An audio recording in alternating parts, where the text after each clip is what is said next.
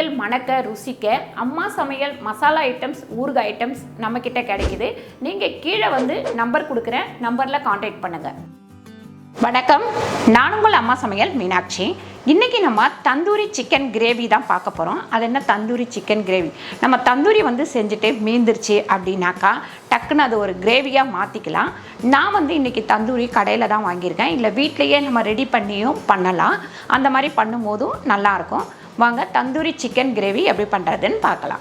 இப்போ நம்ம தந்தூரி சிக்கனுக்கு ஒரு 2 ஸ்பூன் அளவுக்கு எண்ணெய் ஊற்றிக்கலாம். மசாலா வந்து வறுத்து எடுத்துக்கணும். ஒரு 10 பீஸ் அளவுக்கு முந்திரி வச்சுருக்கேன், அதை சேர்த்துக்கலாம் ஃபஸ்ட்டு. அதுக்கப்புறம் பார்த்திங்கன்னா உடச்சக்கல்ல ஒரு 2 ஸ்பூன் வச்சுருக்கேன், அதுவும் சேர்த்துப்போம். 2 பச்சை மிளகாய், அதுக்கப்புறம் இஞ்சி பார்த்திங்கன்னா ஒரு பெரிய பீஸை சின்ன சின்னதாக நறுக்கி வச்சுருக்கேன், அதையும் சேர்த்துப்போம். அதுக்கப்புறம் பூண்டு வந்து ஒரு 10 பல்லு வச்சுருக்கேன், அதையும் சேர்த்துப்போம். அதுக்கடுத்து சின்ன வெங்காயம் ஒரு 1/4 கிலோ அளவுக்கு உரித்து வச்சுருக்கேன், அதையும் சேர்த்துப்போம். அதுக்கப்புறம் ஒரு 3 தக்காளி வச்சுருக்கேன், அதையும் சேர்த்து நல்லா வதக்கி எடுத்துப்போம். இதில் நம்ம ஒரு 3/4 ஸ்பூன் அளவுக்கு உப்பு சேர்த்துக்கலாம். ஜீரகம் பார்த்திங்கன்னா 1 ஸ்பூன் ஜீரகப்பொடி, சோம்பு பொடி 1 ஸ்பூன். இதில் நீங்கள் முழுசாக கூட ஜீரகமும் சோம்பும் சேர்த்துக்கலாம்.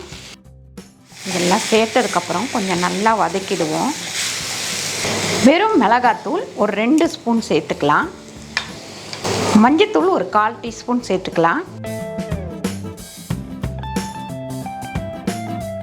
இப்போ இதை ஆஃப் பண்ணிவிட்டு நல்லா ஆறட்டும். ஆறுனதுக்கப்புறம் அரைச்சி எடுத்துக்கலாம். இப்போ இந்த வதக்கின மசாலாவை அரைச்சி எடுத்துகிட்டு வந்துடலாம். பாருங்கள், இந்த சிக்கன் கிரேவி ரொம்ப ஈஸியாக பண்ணிடலாம், டக்குன்னு வேலை முடிஞ்சிடும். ஒரு 5 ஸ்பூன் அளவுக்கு எண்ணெய் ஊற்றிக்கிறேன். பாருங்கள், அரைச்சி இந்த விழுதை இதில் சேர்த்துருவோம். அதுக்கப்புறம் இதில் கருவேப்பிலை சேர்த்துக்கலாம்.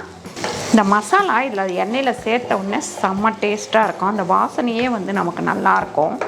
இது பார்த்திங்கன்னா நல்லா வதங்கணும், அதனால் மூடி வச்சிடலாம், இல்லைன்னா மேலெல்லாம் தெரிக்கும். கொஞ்சம் கம்மியான தீலியே வச்சு இதை நல்லா வதக்கி விடுங்க.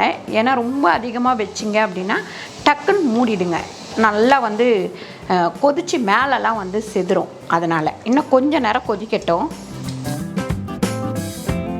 இந்த மாதிரி நல்லா எண்ணெய் தெளிஞ்சவுடனே இந்த பாருங்கள், தந்தூரி சிக்கன் வந்து வாங்கி கட் பண்ணி வச்சுருக்கேன்.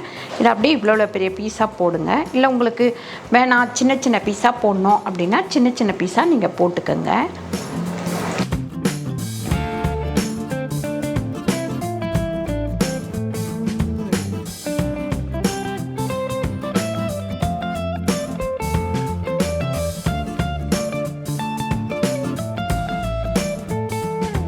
ஒரு 5 நிமிஷம் நல்லா கொதிக்கட்டும், சிம்லையே இருக்கட்டும்.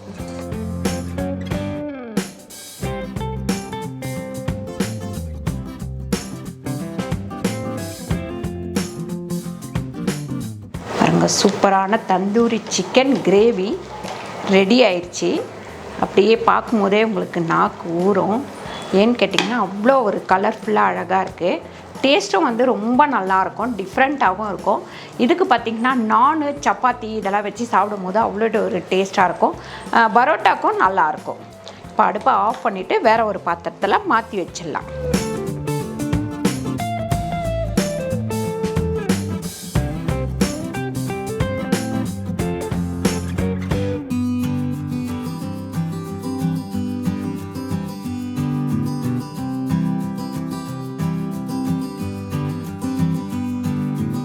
சூப்பரான தந்தூரி சிக்கன் கிரேவி ரெடி ஆயிடுச்சு. கண்டிப்பாக நீங்கள் ட்ரை பண்ணி பாருங்கள். ட்ரை பண்ணி பார்த்துட்டு கமெண்ட் சொல்லுங்கள்.